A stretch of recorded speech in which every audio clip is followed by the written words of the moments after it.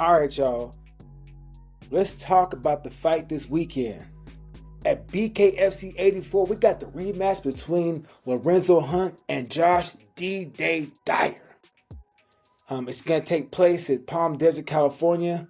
And yeah, man, it's a long-awaited rematch. The first time the fight happened, it was a TKO win for Hunt.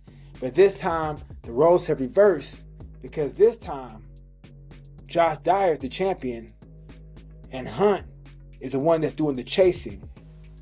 Well, now let's do a rewind of the first time they fought back in BKFC 17 in Birmingham, Alabama. Hunt came in as the vet. He was calm. He had power in both hands.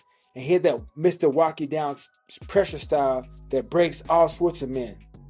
While Dyer was younger, wet behind the ears, he was raw, hungry but reckless, and he got drawn into a firefight that he couldn't sustain. They went back and forth for a few rounds, like about 4 rounds. But by the 5th round, Hunt's power and accuracy and ferocity and tenacity was just too much. It was too much. The referee had to step in and call it a TKO victory for Hunt. And the TKO just didn't end the fight, really. It defined both men's careers because Hunt went on to solidify himself and cement himself as a BKFC kingpin, bare-knuckle veteran, and Dyer walked away bruised, but he learned something. He was educated. Even though he's taken to school by Hunt, he left the fight a lot wiser. And that means a lot right there because sometimes you can get better from a loss. For some people, it's easier to take a step back or 2 steps back to progress going forward. Now, what's changed since then? Let's fast forward 4 years later now. Josh Dyer is no longer the student.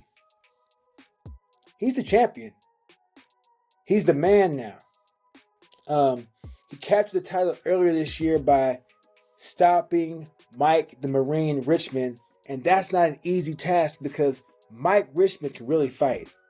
Man, he's a fighter's fighter, man. He can fight his ass off. And since that loss to Hunt, he sharpened everything. His distance management is a lot better. His composure is there. His shot selection is a lot better, way better. It's improved vastly. And he fights like a man that knows how to pace himself. And he fights like a vet now. He fights like a person that's been educated. And I think that loss to Lorenzo Hunt helped move him forward and helped him build a little more confidence to push forward. Because lasting 5 rounds to Lorenzo is not an easy task. And the little wet behind the ears, Dyer, did that.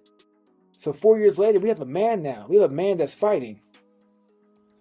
Meanwhile, Hunt, on the other hand, he's had his highs and lows. He's the champion, did his thing. He dared to be great, and he went up and fought Mick Terrell, and he got beat due to injury.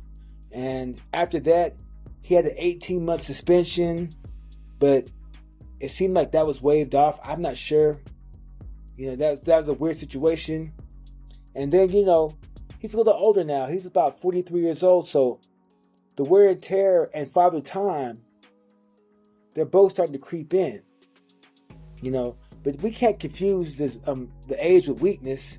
Hunt still carries power in both hands, and he has a finisher's mindset. He's one of the best finishers in the bare-knuckle boxing game today. But the question is, can his body keep up with his mindset? Sometimes for some people, the mind is there, but the body doesn't react normal. So, we'll see what happens. But, I know this. I know Lorenzo trains hard and he trains smart. So, we'll see. I just don't know. I guess we'll find out on Saturday. So let's talk about the matchup this time.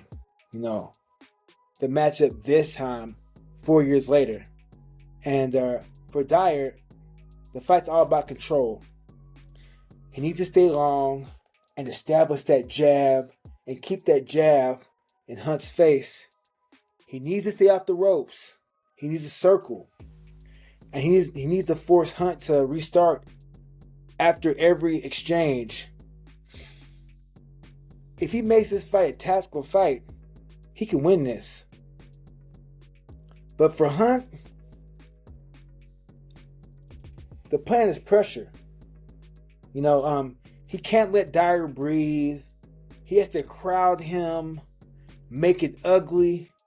At times, turn the fight into a slugfest on his own terms. And,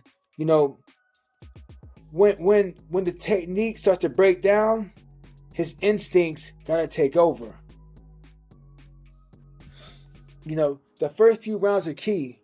If Dyer can build rhythm and establish his jab, Hunt might be in trouble. But if Hunt can land something big before Dyer establishes and finds that rhythm, then this can be just as ugly as the first one, man. So I don't know. It's interesting though. But let's talk about the mental game. Let's discuss the mental game. Every rematch has a story behind it. And for Dyer, this rematch is about redemption. He's fighting the man that stopped him 4 years ago. But now, the man that stopped him 4 years ago is facing an upgraded version of the same fighter. He's just not fighting Lorenzo Hunt. He's fighting the memory of that first loss. And that first loss was ugly, boy. It was bitter, it was ugly, and it stings. But for Hunt, this is about legacy. He's still fighting to prove that he's still the Juggernaut. And that time and setbacks haven't really slowed him down or dulled his edge. He's carrying pride, reputation, and the hunger to show that he's still the world's most deadliest man in that bare-knuckle arena. This fight ain't about your skill. It's about who breaks first under pressure. And if I'm calling this straight, this fight's going to come down to conditioning and composure. Yet Dyer's the younger and fresher fighter, and Dyer's still in his prime. He's been more active, he's been focused, he's confident. He's very confident after winning that belt. But Hunt still has the power to put the lights out. But his gas tank and durability might be in the question because Father Time is undefeated. But anything can happen. Anything can happen. I can see Dyer winning in the 4th round as time picks up because he's the younger man, he's fresher, and he's been through less wars. But I can see Lorenzo, being the dog that he is, whooping that ass and knocking him out early. Because one thing about Lorenzo, he said, ain't no champ unless I say so. And Dyer's the champ, and Lorenzo didn't say so. Man, honestly, I favor Hunt because Hunt's mindset is strong. He has the heart of a lion, and black don't crack. He's always in the gym. When I see him on social media, he's always doing something. He has a champion's mindset, and let's not get it wrong. Let's not get it twisted.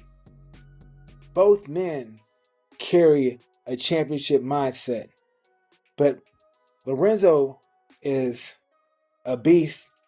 It's hard to bet against him, but Dyer's a beast now too. Both men have wins over Mike Richmond, but I think that Dyer looked better defeating Mike Richmond. But at the same time, Mike Richmond might have been more motivated to fight Lorenzo Hunt because when he was fighting Lorenzo Hunt, Mike Richmond was putting that shit together. It's just that he got caught with the monster's right hand, and that put him away. Man, this is a fight you can't blink for. You can't blink during this fight because anything can happen. Both men throw heat. Both men really throw heat. I don't know. What do y'all think? Because this right here is a fucking interesting fight. You know, drop your predictions down below in the comments on who takes it. Do y'all think that Dyer keeps the crown? Or does the Juggernaut roll through him again? That's a good question, man. I guess we'll find out this Saturday in California. But anyways, that's my little take on the fight. I will be doing a deeper dive on the fight because I'm going to go back and watch the first fight again. And then I'm going to watch more of their fights since that first fight occurred. And then I'll have you guys a solid breakdown on the fight. But for right now, this is a 45-55 fight. And I have 55% in favor of Lorenzo Hunt. But you can't count out Dyer because Dyer, he throws heat. He's a little younger. He's a little fresher. He's riding a wave of confidence. You know, I think he's reeled off 2 or 3 wins since then. And Lorenzo hasn't been as active since his fight with Mick Terrell because of his injury and the little suspension issue. He was set to face the former champion, the Alessio Sakara. I'm going blank on his name. The guy from Colorado. I'm going blank on his name. Former champion. He was set to face him, but the fight fell through due to injury, I believe. But we'll see. Because in this bare-knuckle game, anything can happen. All it takes is one punch. All it takes is one cut. A punch to the eye. A punch to the nose. A punch to the jaw. A good, well-placed body shot. Anything can happen.